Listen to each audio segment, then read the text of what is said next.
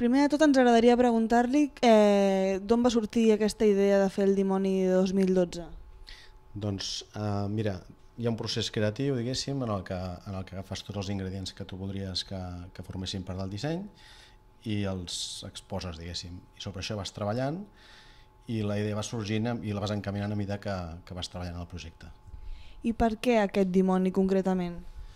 Aquest dimoni jo tenia la intenció que fos una mica com un homenatge als dimonis del Miquel Xirgo, de quan jo era petit, i que fos un dimoni amb cara de dimoni, amb cara de dolent, diguéssim. Per què amb el misto? El misto una miqueta com una metàfora de totes les coses que hi ha per cremar, que n'hi ha moltes, diguéssim. Jo no volia fer una idea explícita de posar unes tisores o posar la banca, tota la crisi i tots els problemes que hi ha. Volia fer una metàfora i cadascú l'agafés com li vingués bé. Per arribar fins on ha arribat de fer el dimoni de les festes de maig 2012, quina ha estat la seva formació? Jo vaig estudiar a Pau Gargallo, a l'escola Pau Gargallo d'aquí a Badalona, i des de llavors ja em vaig establir pel meu compte i vaig muntar el meu estudi i tinc els meus col·laboradors i els meus companys. I ara segueix treballant en l'ofici? Sí, tenim l'estudi aquí i seguim treballant.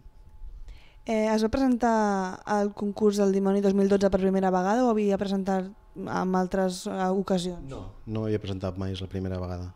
I com ha sorgit la idea de presentar-se? Doncs una miqueta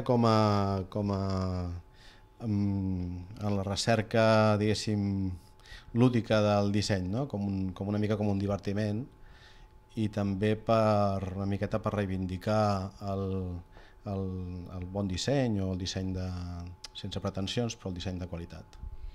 I com es va assabentar que havia guanyat el premi del Cremal Tu? Doncs em va trucar la regidora de Cultura, la senyora Salgado, em va trucar personalment al mòbil i m'ho va fer saber. Quan es triga en fer una maqueta del dimoni? En concret aquest, quant temps va estar treballant sobre el projecte?